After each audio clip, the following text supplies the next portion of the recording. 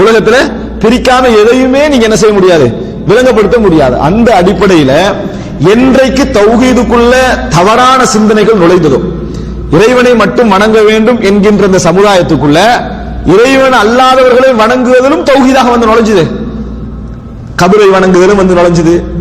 அதே போல என்னது அவுலியாக்களை மதத்தில் என்ற பேர்ல சிறுக்கு வந்து நுழைஞ்சது. இந்த மாதிரி கட்டத்தில் கட்டாயப்படுத்தப்பட்டார்கள். தௌஹீதை சரியாக விளங்கப்படுத்துவதற்கு கட்டாயப்படுத்தப்பட்டதை நம்ம பார்க்கிறோம். தௌஹீதை சரியாக புரிய வைப்பதற்கு கட்டாயப்படுத்தப்பட்டதை பார்க்கிறோம். அதனால பிரித்தார்கள். எப்படி பிரிச்சாங்கன்னு சொன்னால் அதான் மிக முக்கியம். முதலாவது, இவர் ஆரம்பமாக சொல்ல வரக்கூடிய விஷயம் அல்லாஹு தாலாவுடைய இருப்பு, படைத்தவன் ஒருவன் இருக்கிறான் என்கின்ற விஷயம். அந்த பகுதிக்குள்ள நான் கொஞ்சமா வாரேன். அதுக்கு முன்னால் அந்த பிரிப்பு பற்றி விளங்கப்படுத்திட்டு எப்படி பிரித்தார்கள் என்று சொன்னால், படைத்தவனை ஏற்றுக்கொள்ளல், படைத்தவன் ஒருவன் இருக்கிறான், அவன் தான் இந்த உலகத்தை நிர்வகிக்கிறான், அவன் தான் உணவு கொடுக்கிறான், அவன் தான் மரணிக்க செய்கிறான், அவன் தான் உருவாக்குகிறான். எதெல்லாம் படைத்தலும் நிர்வாகத்தோட சம்பந்தப்பட்டதோ, இறைவனுடைய தன்மைகளோடு சம்பந்தப்பட்டதோ, படைத்து பரிபாலிக்கிறான், உணவு கொடுக்கிறான் என்பதோடு சம்பந்தப்பட்டதோ, இதை ஏற்றுக்கொண்டால் ஒருவர் உண்மையான தௌஹீத்வாதியாக, உண்மையான ஒரு மூமினாக மாற மாட்டார். இதை மட்டும் ஏற்றுக்கொள்வதனால உண்மையான ஒரு தௌஹீத்வாதியாக, உண்மையான ஒரு மூமினாக அவர் என்ன செய்ய மாட்டார், மாற மாட்டார். இது மட்டும் அல்ல தௌஹீத், இதுவும் தௌஹீத். இது மட்டும் அல்ல தௌஹீத் என்பதற்காகத்தான் பிரிச்சு விளங்கப்படுத்தினார். இது மட்டுமல்ல தௌஹீத் என்பதற்காக ஸ்டெப்பை விளங்கப்படுத்தினார். ஏன் அப்படி விளங்கப்படுத்தினாங்கன்னா, இதுல பல வசனங்கள் அவர் என்ன செய்யறாரு, இதுல கொண்டு வந்து காட்டுறாரு. அதாவது இந்த இதுல பார்க்கலாம், நீங்க அவர்களிடத்தில் கேட்டால், யார்கிட்ட, மக்கத்து காபிர்கள் இறைவனை எப்படி ஈமான் கொண்டார்கள் என்ற பட்டியல் அல்லாஹ் தஆலா சொல்லி காட்டுகிறான்.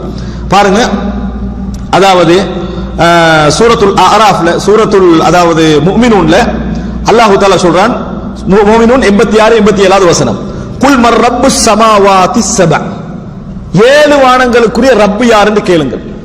7 வானங்களுக்குரிய ரப்பு யார் என்று கேளுங்கள். வரப்புல் அர்ஷில் அதீம், மகத்துவமான அர்ஷுடைய இறைவன் யார் என்று கேளுங்கள். சயகூலூன லில்லாஹ், இதெல்லாம் யாருக்குரியது என்று சொல்வார்கள், எல்லாமே அல்லாஹ்வுக்குரியது என்று அவர்கள் சொல்வார்கள். குல் அஃபலா தத்தகூன், அப்படி என்றால் நீங்கள் இறைவனை அஞ்ச மாட்டீர்களா என்று கேளுங்கள். இப்ப இந்த இடத்துல பாருங்க, அல்லாஹ்வை ஏற்றவர்களிடத்துல அல்லாஹ் கேட்கிறான், இறைவனை அஞ்ச மாட்டீர்களா.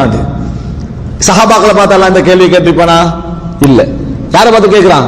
மக்கத்து முஷ்ரிக்கீன்களை பார்த்து அல்லாஹ் தஆலா என்ன செய்றான், கேட்கிறான். அவங்க என்ன சொல்றாங்க, வானங்கள் யாருக்குரியது, அல்லாஹ்வுக்குரியது, அர்ஷ் யாருக்குரியது, அல்லாஹ்வுக்குரியது. அப்ப அல்லாஹ் அஞ்ச மாட்டீர்களாண்டா இங்க இன்னொரு விஷயம் நம்ம விளங்க வேண்டியிருக்குது.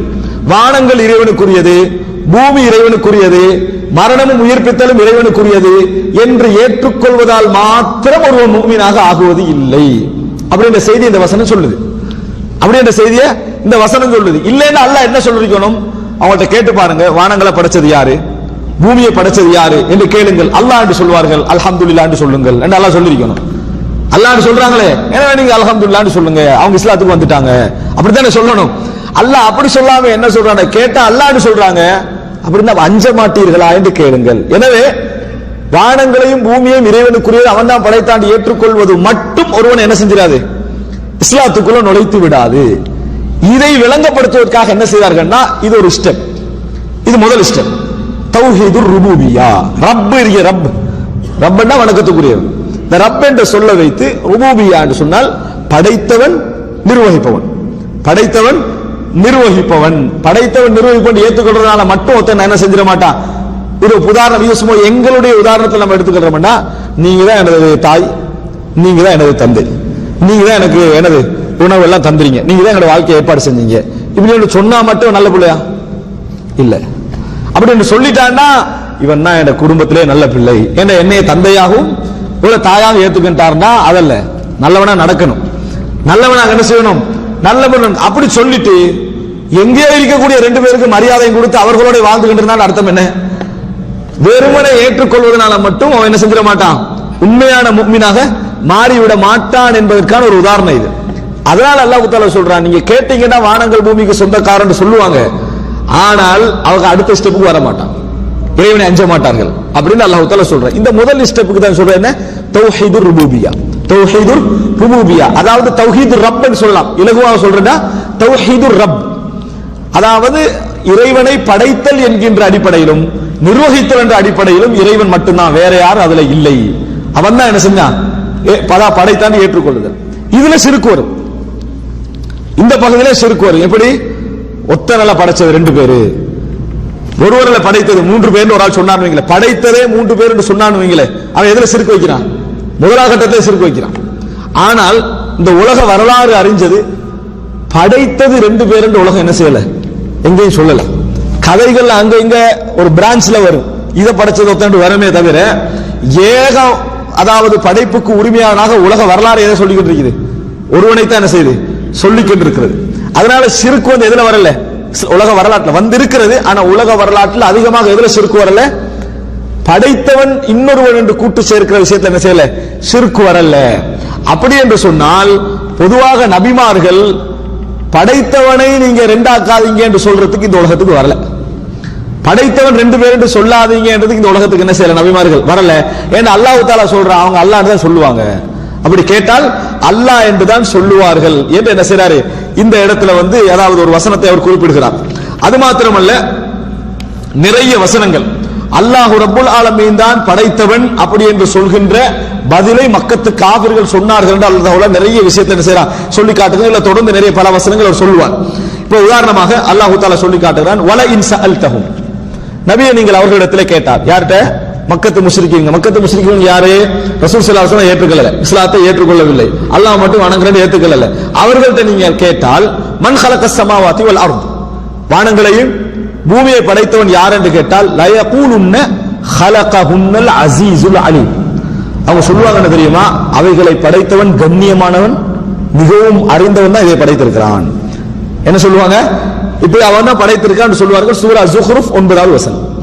அதே போல சூரா அன்கபூத்ல வல இன் சஅல்தஹும் மன் ஹலகஸ் ஸமாவாதி வல் அர்த வ ஸஹ்ஹர அஷ்-ஷம்ஸ வல் கமர லா யகூலுன்னல்லாஹ், அவர்கிட்ட வானங்களை பூமியை படைத்தவன் யார், அதே போல சூரியனையும் சந்திரனையும் வயப்படுத்தி வைத்து வசப்படுத்தி வைத்து அதை இயக்கிக் கொண்டிருப்பவன் யார் என்று கேட்டால் அல்லாஹ் என்று சொல்வார்கள். அதுபோல குல் மர்ரப்பு ஸமாவாத்தி ஸப வ ரப்புல் அர்ஷில் அதீம், கண்ணியமிக்க அரசுடைய 7 வானங்களுடைய இறைவன் யார் என்று கேட்டால் சயகூன லில்லாஹ், இவைகள்லாம் அல்லாஹ்வுக்கு என்று சொல்வார்கள். இதெல்லாம் தாண்டி ரசூலுல்லாஹ்வுக்கு எதிராக அல்லாஹ்ட்ட துஆ கேட்டாங்க. யாருக்கு எதிராக, ரசூலுல்லாஹி ஸல்லல்லாஹு அலைஹி வஸல்லம் எதிராக யார்ட்ட துஆ கேட்டாங்க, அல்லாஹ்விடத்தில் துஆ கேட்டார்கள். அப்படின்னா அல்லாஹ் எந்த அளவுக்கு ஏத்துக்கிட்டு இருந்தாங்க, அல்லாஹ் தஆலா குர்ஆன்ல சொல்லி காட்டுகிறான். அதாவது இது காலுல்லாஹும்ம இன் கான ஹாதா ஹுவல் ஹக்க மின் இன்திக ஃபஅம்திர் அலைனா ஹிஜாரத்தன் மினஸ் ஸமாஇ அவ் அத்தினா பிஅதாபின் அலீம். அவங்க துஆ கேக்குறாங்க, யா அல்லாஹ், இந்த முஹம்மது சொல்வதுதான் உண்மையாக இருந்தால் வானத்திலிருந்து எங்கள் மேல் கல்மாரியை பொழியவை. முஹம்மது சொல்றதுதான் உண்மையாக இருந்தால் வானத்திலிருந்து எங்கள் மீது கல்மாரியை பொழியவை, அல்லது எங்களுக்கு கடும் தண்டனையை கொண்டு வா, அப்படி என்று அவர்கள் பிரார்த்தனை செய்கிறார்கள் அல்லாஹ் தஆலா சொல்றான். அப்படின்னா என்ன அவங்க நம்பி இருந்தாங்கன்னா, அல்லாஹ் படைப்பாளன், அல்லாஹ் இந்த உலகத்தில் பிரார்த்தனைகளை ஏற்றுக்கொள்கின்றவன், அல்லாஹ் நிர்வகிக்கிறான், இதை ஏற்றுக்கொண்டிருந்தார்கள். இதை யாராவது ஏற்றுக்கொண்டால் நம்ம அவங்களுக்கு என்ன சொல்லணும்டா, தௌஹீதுர் ருபூபிய்யா, இறைவன் விஷயத்தில் இவர்கள் ஒரு விஷயத்தை ஏற்றுக்கொண்டாங்க, இறைவனுடைய விஷயத்தில் ஒரு செக்ஷனை ஏற்றுக்கொண்டாங்க. எது, படைக்கிறதும் இந்த உலகத்தை நிர்வகிப்பதும் இந்த உலகத்தை கண்காணித்துக் கொண்டிருப்பதும் யாரு, அல்லாஹ் ஆண்டு ஏற்றுக்கொண்டு விட்டார்கள். இதை கட்டாயம் ஏற்றுக்கொள்ளணும். ஆனா இதனால் மட்டும் ஒருவன் முஸ்லிமாக ஆக மாட்டான். ஆகியிருந்தா அபூஜஹல் அபூலஹப் இவங்க எல்லாரும் என்ன செஞ்சிருவாங்க, இதுக்குள்ள வந்து விடுவார்கள் அப்படின்னு பார்க்கிறோம். இதைத்தான் தவறாக விளங்கி அல்லது வேறு நோக்கத்தோட எடுத்து எப்படி விளங்கப்படுத்துறாங்கன்னா, அபூஜஹலையும் அபூலஹபையும் தௌஹீத்வாதிகள் முஸ்லிம்கள் என்கிறார்கள். எப்படி அபூஜஹலையும் அபூலஹபையும் அவர்கள் முஸ்லிம்கள் என்கிறார்கள். ஏன், அவங்க தௌஹீதை ஏத்துக்கின்றாங்க சொல்றோமே நாம. எந்த தௌஹீதை, தௌஹீது ருபூபிய்யா. எதை ஏற்றுக்கொண்டிருந்தார்கள், தௌஹீது ருபூபிய்யாவை ஏற்றுக்கொண்டு இதை மட்டும் கட் பண்ணி எடுத்துறது, எடுத்து தௌஹீதை அபூலஹபும் அபூஜஹலும் ஏற்றுக்கொண்டிருந்தார்கள். என்ன செய்யறாங்க, பேசுறாங்க. நம்ம எதுக்கு இதை பேசுறோம் என்று சொன்னால், படைத்தல் நிர்வகித்தல் என்கின்ற விஷயத்தில் இறைவனை ஒருவர் ஓர்மைப்படுத்தி விட்டால், அவன் மட்டும்தான் அதை செய்யறான் என்று சொல்லிவிட்டால் ஒருவன் முஃமினாக மாற மாட்டான். அவன் தௌஹீதில் ஒரு பகுதியை ஏற்றுக்கொண்டிருக்கிறான், ஒரு பகுதியை ஏற்றுக்கொண்டு